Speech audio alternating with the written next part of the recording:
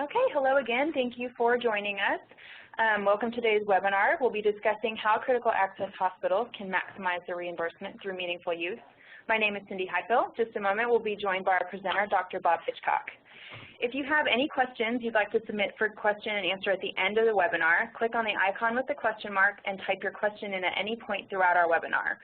We'll gather these questions and address as many as time permits at the end. If we don't get to your question, we'll be happy to follow up with you one-on-one. We'll also provide a recorded version of this session to all attendees. In the event you want to go back and review, or if you'd like to share this presentation with a colleague unable to attend, please feel free to forward. Dr. Hitchcock uses his unique expertise as both a physician and an IT expert to guide strategic decisions for T-System solutions around key industry topics. He has over 20 years of experience in healthcare and more than a decade as a practicing emergency physician. And now to kick off our presentation, here's Dr. Hitchcock. Thanks, Cindy, and we have quite an attendee list today. I appreciate everyone for joining us. Thank you. Obviously an interesting topic. What I want to cover today, it's going to be relatively short, 30 minutes or less, and I want to talk about the Critical Access Hospital Reimbursement Program under the EHR Incentive Program, better known as Meaningful Use, and how you may be able to leverage that for other opportunities in your facility. Of course, I want to talk a little bit about the role of an EDIS and what critical access hospitals should be thinking about from that perspective, and then talking about other opportunities in leveraging meaningful use reimbursement to meet other goals inside the facility. So a couple of interesting things about critical access hospitals, which you're probably well aware of. Under meaningful use, unlike other non-critical access acute care hospitals, critical access hospitals are reimbursed for a portion of the direct costs that they incur to acquire and maintain things that are necessary for meaningful use. Those incentives cover everything from not only the EHR software, but also the hardware that runs on it, the network infrastructure to support it, et cetera. What is essentially necessary is that you be able to demonstrate in one way, shape, or fashion that those costs are related to your achieving meaningful use. When using an EHR, that might be showing that the data used in that EHR was used in your numerator and denominator calculations. For the software, for the hardware and network infrastructure, that it was directly tied to the things that were necessary for you to meet those. The most critical aspect of this is, though, that the incentives are only available to the critical access hospitals through federal fiscal year 2015. And so that means that ends on September 30th in 2015. All the costs that are going to be able to be reimbursed under the program need to be incurred prior to that time. So although we've got some window of opportunity here, it's as you think about being able to roll out new software or to acquire hardware or upgrade network infrastructure, that's a relatively short time frame in the grand scheme of things.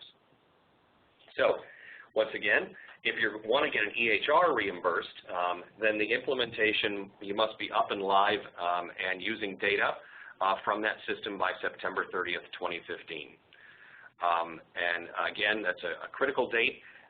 The system does not need to be live and running for your entire attestation period. You only need to show that you use data from it to achieve meaningful use prior to the end of federal fiscal year 2015.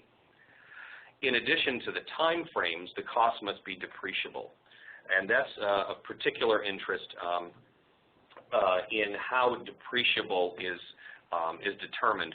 There's no federal guideline for determining what's depreciable or not. There are standard practice accounting principles, which the CFOs in the facilities will most likely employ.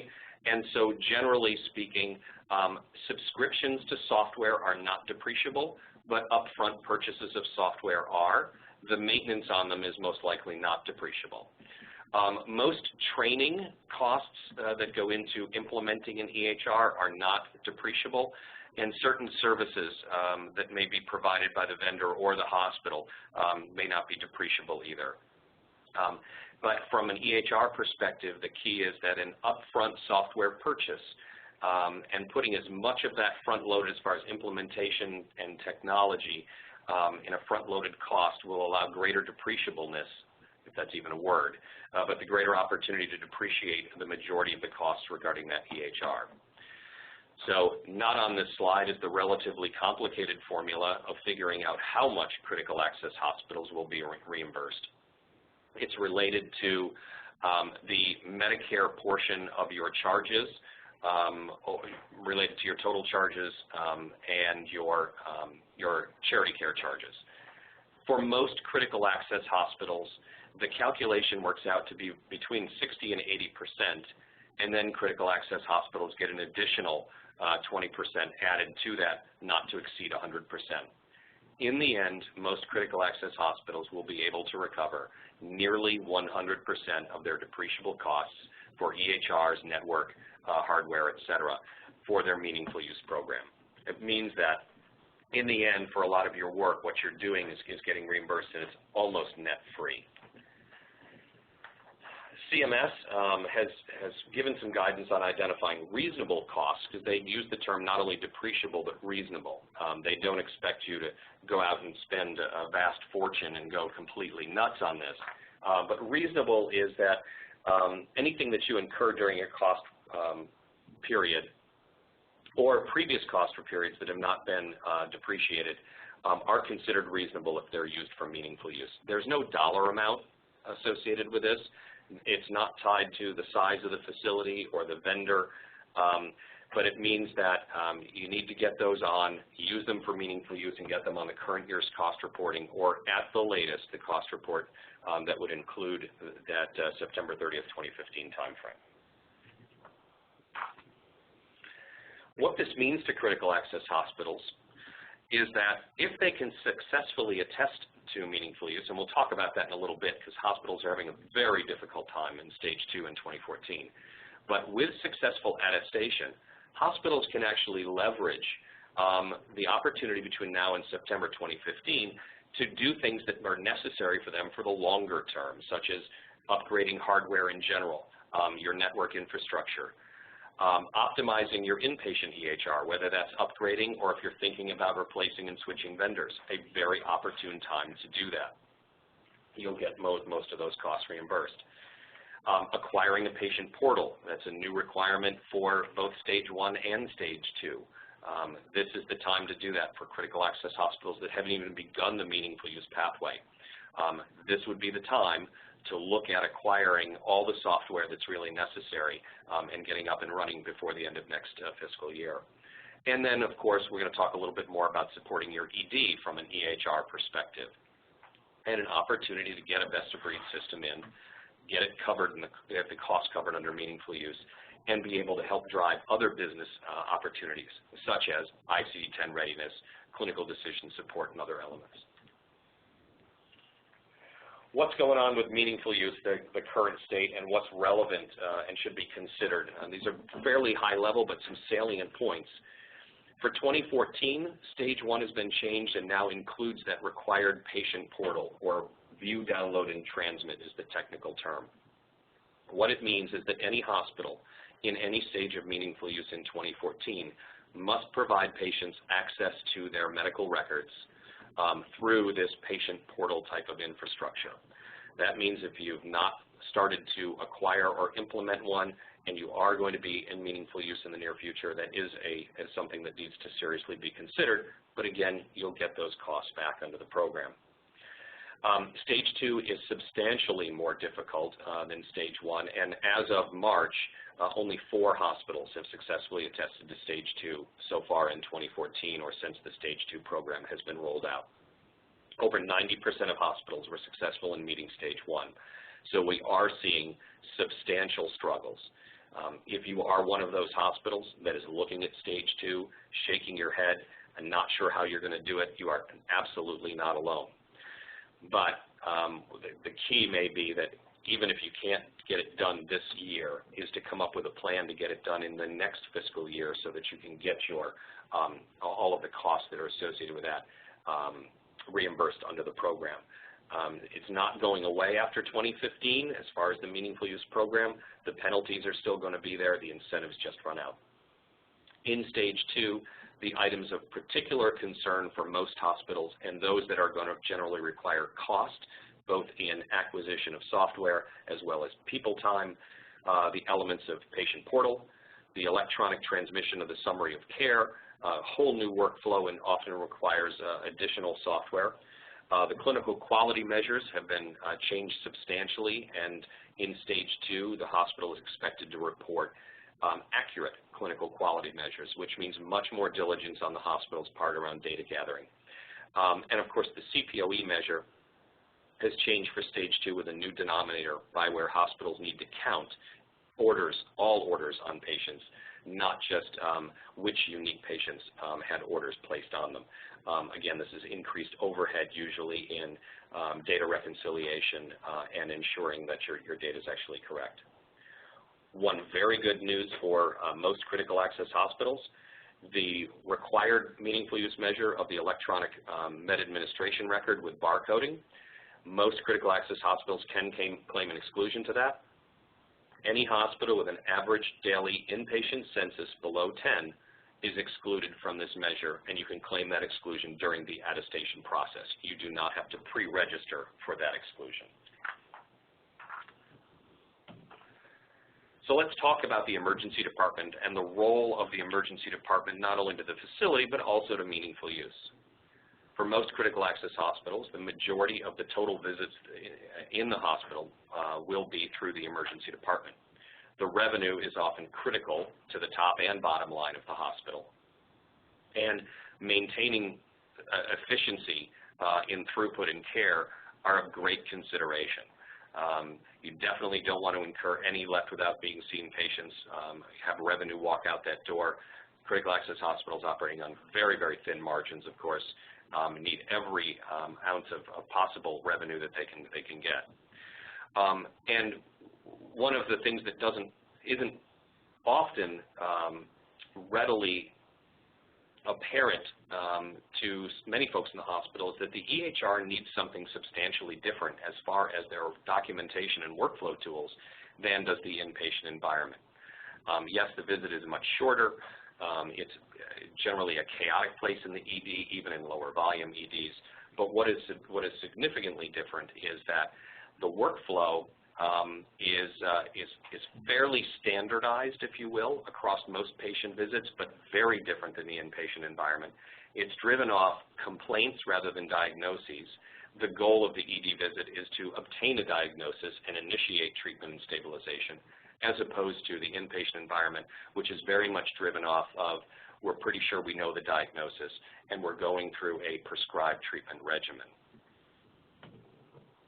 So choosing the right emergency department system is often difficult, and that is very commonly the case for critical access hospitals who are cash-strapped, who may be forced to really look primarily at their enterprise vendor's ED solution.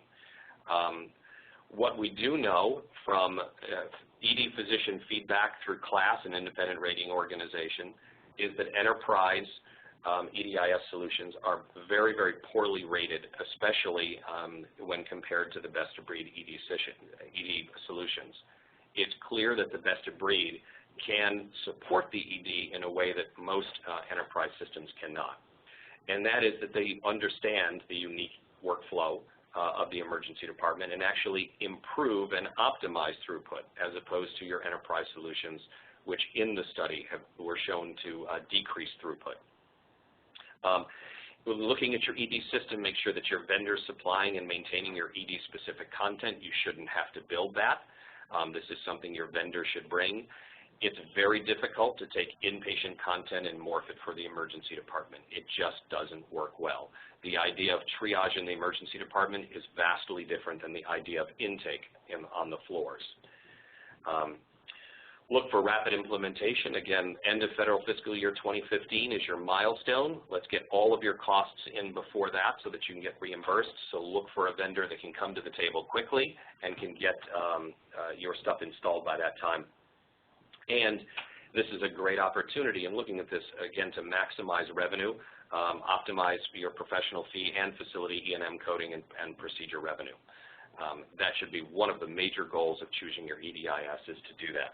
And of course, without saying on the slide, we are talking about meaningful use. You're going to want a vendor who brings to the table fairly robust meaningful use certification and can actually participate and help you achieve meaningful use.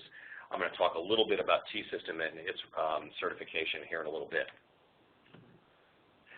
In addition, you have an opportunity to maximize the value your EDIS provides to your facility, not just from a meaningful use perspective. And again, this is getting your costs covered for an EDIS, but meeting other business goals and needs as well. ICD-10, phew, another year to get this rolled out, great, but it looks like it's going to come October 1 of next year.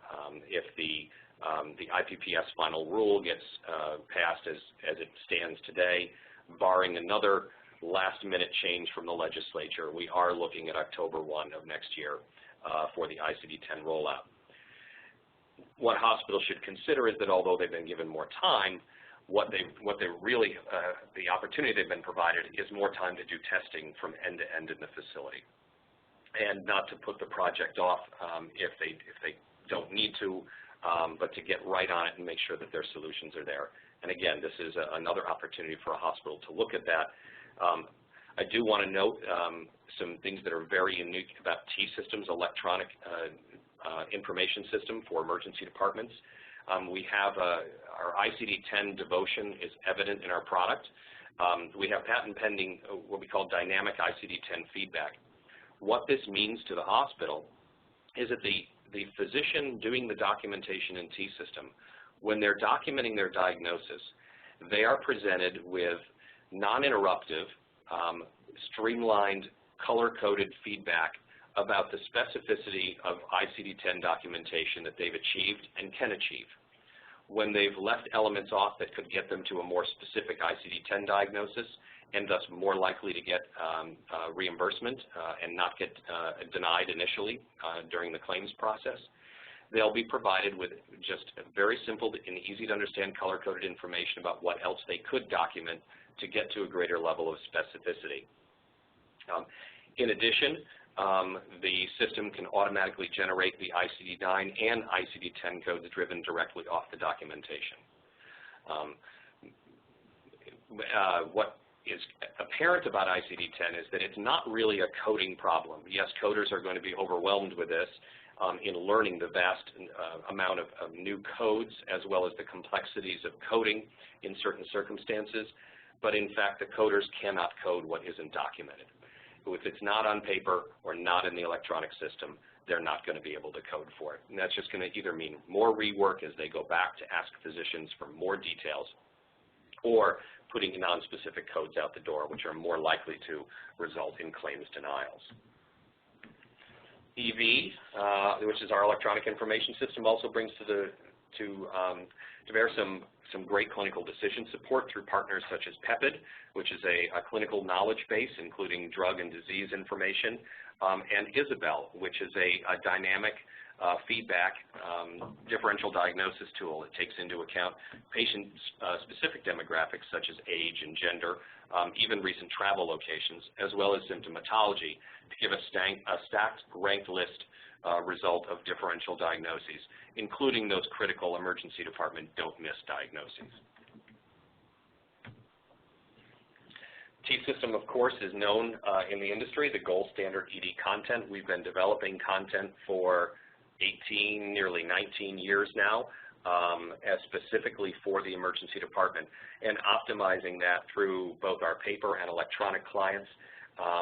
We still have over 1,400 paper clients and 300 electronic clients, and we use the experience with each one of those to continually update and maintain our content.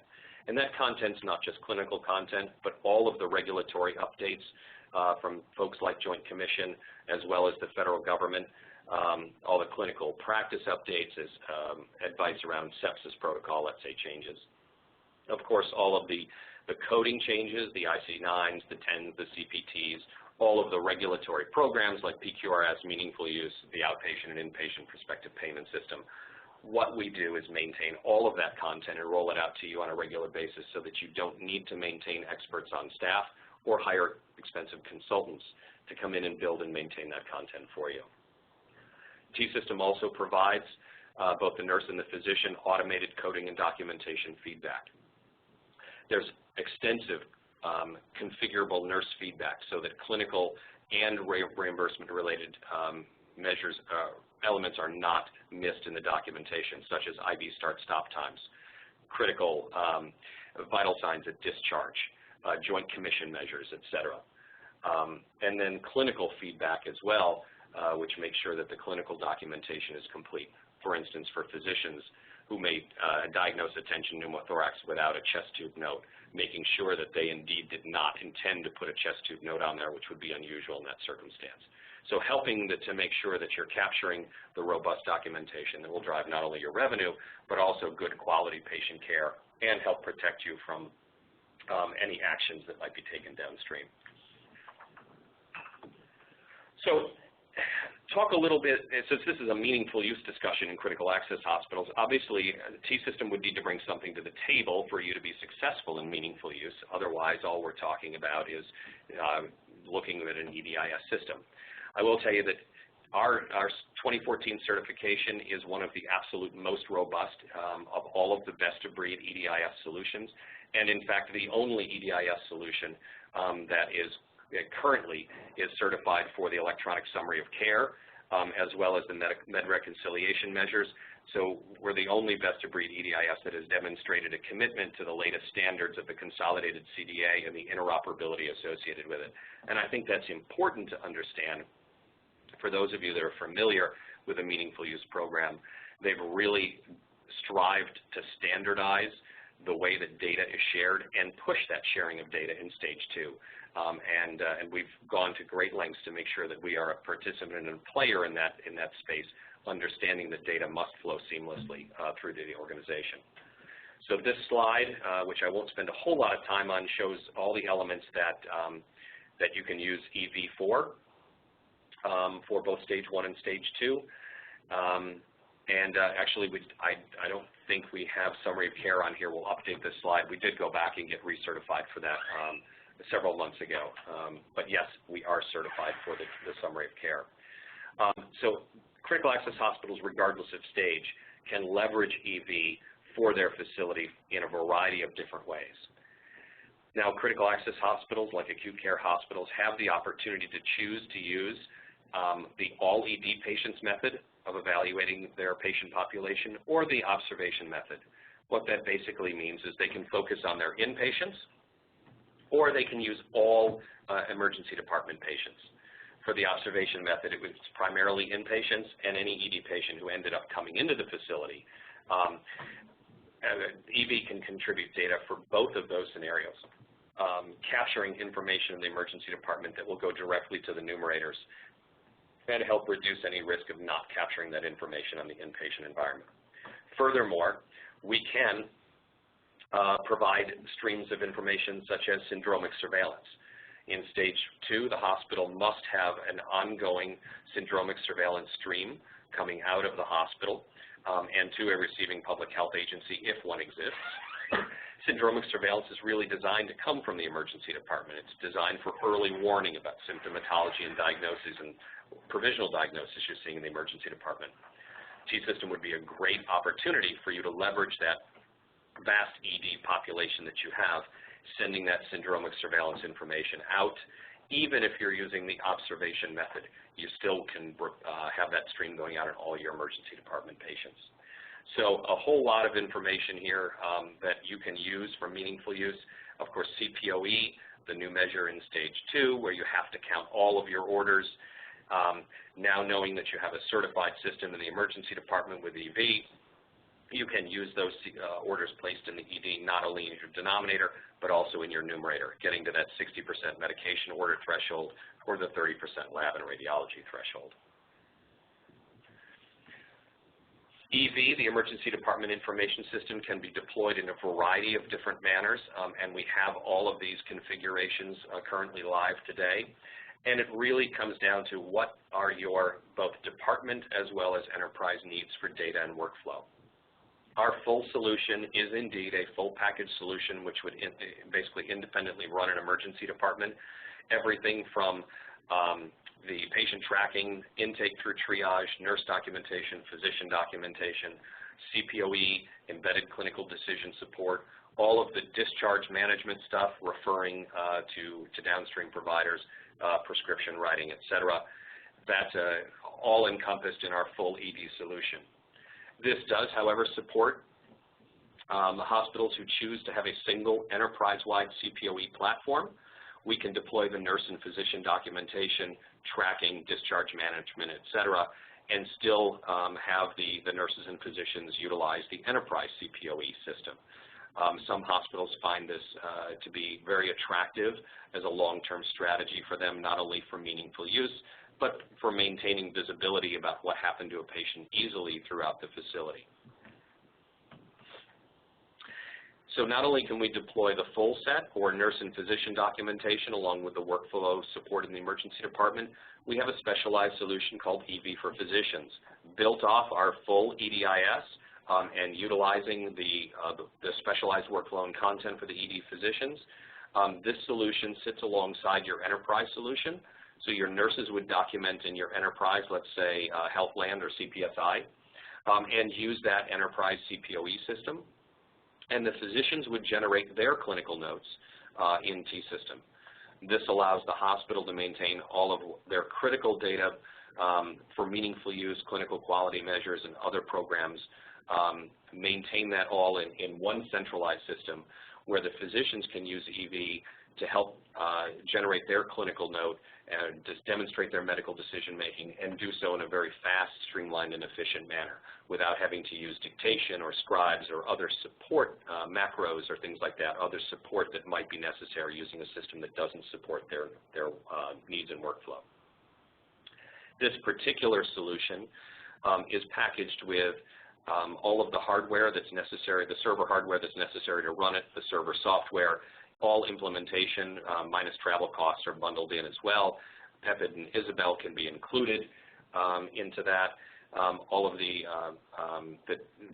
training, the initial and the ongoing training, and the interfaces, ADT inbound, the clinical report outbound, and any results inbound from lab and radiology are all packaged into this product.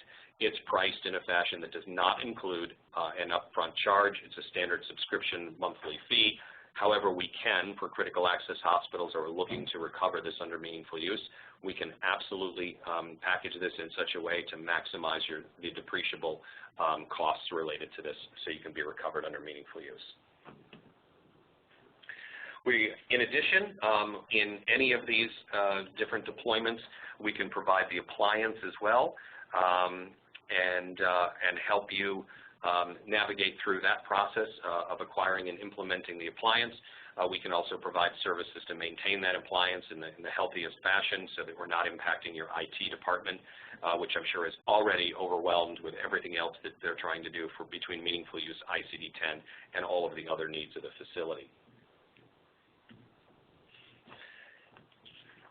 Reaching the end of the webinar here, a few of the key takeaways and things to think about, and I know I've spoken nearly endlessly here, is that for critical access hospitals, the emergency department visits make up the majority of patient encounters, and it's a great opportunity to take a look at how to leverage meaningful use dollars to upgrade not only the inpatient infrastructure, but also the emergency department infrastructure, your networks, et cetera. And that the time is really now to seriously start thinking about this, to get down a path where you've got your hospital as ready as possible for the future before that September 30th, 2015 timeframe. We have several other recorded webinars that are available on the meaningful use topics, and some may be very relevant for the presentation today. One that's done talks about how to use multiple systems to attest for meaningful use. Others have talked about the strategies around meaningful use interoperability, that's the consolidated CDA, and how you can leverage that to help do other things in your organization as well. And then general meaningful use updates. We provide not only the software side of things, but a regular ongoing educational program around meaningful use, as well as direct access to several folks in the organization who are meaningful use experts and will help you understand how the product can support your needs, will help you evaluate your current strategies and how T-System would fit into that. So there's a variety of other things that we will bring to the table for your meaningful use success as well. That said, I'm going to finally stop talking, take a breath, and answer any questions that you might have. Please feel free to type questions into the Q&A box, and we will answer them as they come up.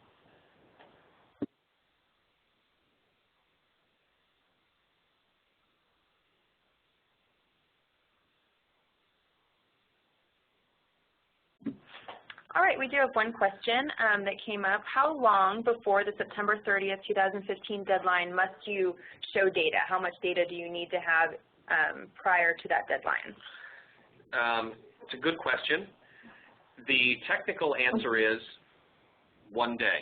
As long as any data from a certified EHR system is used in your meaningful use attestation, then you can get costs reimbursed, those depreciable costs. I would suggest, and from a safety perspective for the hospital, that it's more than 1 day. I would seriously consider it at least probably 6 months or half of a reporting year, if you will. So if you're looking in the 2015 time frame, instead of looking at September, probably looking at the early part of the year, January, February, March, that really demonstrates to the folks that you did need this system and you used a lot of that data for meaningful use. Otherwise, there may be a pesky individual who said, hey, you really didn't need this. It's not required for your meaningful use and you're just trying to game the system. We're not going to approve this. The way the critical access hospital reimbursement works is that your Medicare intermediary is the one that's directly responsible for evaluating your cost reports, your meaningful use attestation, and cutting you the check. This does not come directly from Washington, from HHS or CMS, like it does for non-critical access acute care hospitals. So your Medicare intermediaries are a great source of information, and because the Medicare intermediaries are responsible, there's no one set of standards. They're not supposed to be more stringent than CMS is on acute care hospitals, but as we all know, there are individual interpretations by these Medicare intermediaries on lots of subjects. Meaningful use is one of those. As you embark down this pathway and considering upgrading technologies and things like that, have a conversation with your Medicare intermediary. Understand how they're going to view these things and how this works into that. But in reality, as long as you are using that data, it's part of your meaningful use strategy. You are to be reimbursed under the program, those depreciable costs, to the percentage allowed by calculation. I either did a fairly good job or everyone's asleep. Good job. Yeah. There are no more questions out there, and from a pretty substantial group. What I will say is that if you have questions after this webinar, please feel free to email me directly. It's Hitchcock, HITCHCOCK,